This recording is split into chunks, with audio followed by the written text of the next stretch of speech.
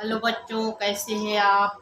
उम्मीद करती हूँ बढ़िया होंगे। तो मैं लीलावती राठिया, मेरे एजुकेशन चैनल में आप लोग का हार्दिक अभिनंदन है। तो बच्चों, मैं आप लोग के लिए एक एजुकेशन वीडियो लेकर आई हूँ। इसमें मैं संख्या के बारे में बताने वाली हूँ, ताकि आप लोग को जो अभी नवोदय चयन परीक्षा की तैयारी में कुछ सहयोग मिल सके, इसलिए मैं आप लोग के लिए एक छोटी वीडियो बनाई हूँ। तो चलिए हम विषय की ओर चलते हैं। उससे पहले आप मेरे चैनल को सब्सक्राइब जरूर कीजिएगा, और समझ में ना आए तो कमेंट कीजिएगा। कमेंट करने के लिए सब्सक्राइब करना बहुत ही जरूरी है, तभी आपका कमेंट मेरे तक पहुंचेगा। तो चलिए विषय की ओर चलते हैं। आज मैं लेकर आई हूँ संख्या। संख्या क्या होता है बच्चों? संख्या जो हमारा शून्य से लेकर 9 तक की जो अंक, वही शून्य शून्य से लेकर जो 9 तक की अंक है, वही हमारा संख्या। इसी को हम संख्या कहते हैं। और इसमें होता है प्राकृतिक संख्या। प्राकृतिक संख्या क्या होता है? एक से अनंत तक, यानी हम एक से शुरू करते हैं, पूरा गिनती चार्ट अनंत तक जाता। 1 2 9 10 11 12 से 100 से लेकर अनंत तक जाता है, उसको हम प्राकृतिक संख्या का। अब हमारा आता है पूर्ण संख्या।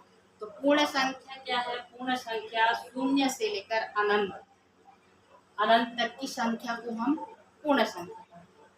इसके बाद हमारा आता है सम संख्या। तो सम संख्या में इकाई में 2 4 6 8 ऐसे उसका पहचान किया जाता है, सम संख्या।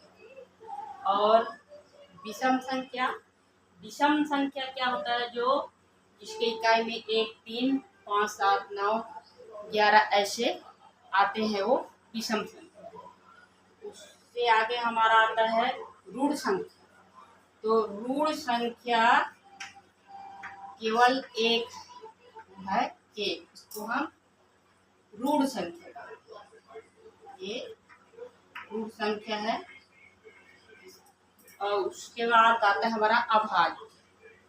अभाज्य अभाज्य संख्या क्या है? जिसका दो ही गुणनखंड होते हैं, उसे हम अभाज्य संख्या कहते हैं। और भाज्य संख्या जिसका 2 से अधिक गुणनखंड होते हैं।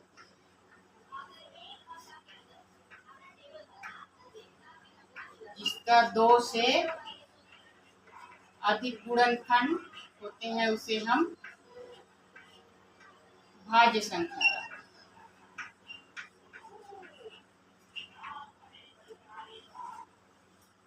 और छोटी संख्या, संख्या के अंतर्गत आता है छोटी संख्या। तो छोटी संख्या जैसे हम लोग कहते हैं एक अंकी छोटी संख्या, एक अंकीय,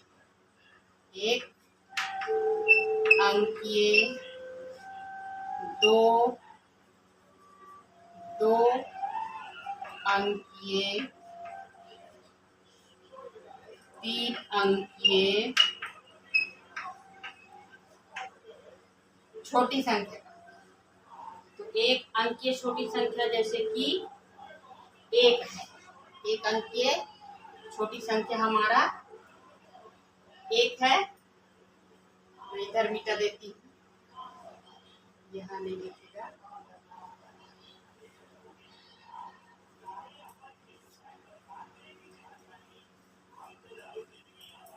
एक अंकीय छोटी संख्या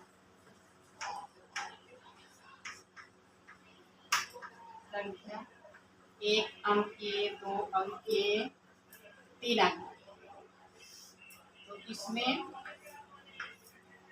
एक अंकीय में 1 होगा छोटी संख्या, और 2 अंकीय में 10 होगा, और 3 अंकीय में 100 होगा। इसी प्रकार हम बड़ी संख्या देख सकते हैं। बड़ी संख्या एक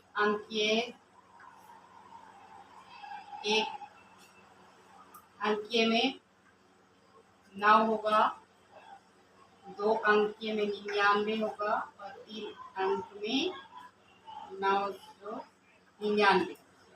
इस तरह से हम छोटी और बड़ी संख्या को हल करने के लिए क्या उपयोग कर सकते हैं? जितने भी अंक का छोटी संख्या पूछता है उस एक अंक लिख के उतना शून्य लिखना है, और जितने बड़ी संख्या है उतने न लिखना है। जैसे कि हमारे पास 4 अंकीय छोटी संख्या बोल रहा है, तो 1 लिख के हम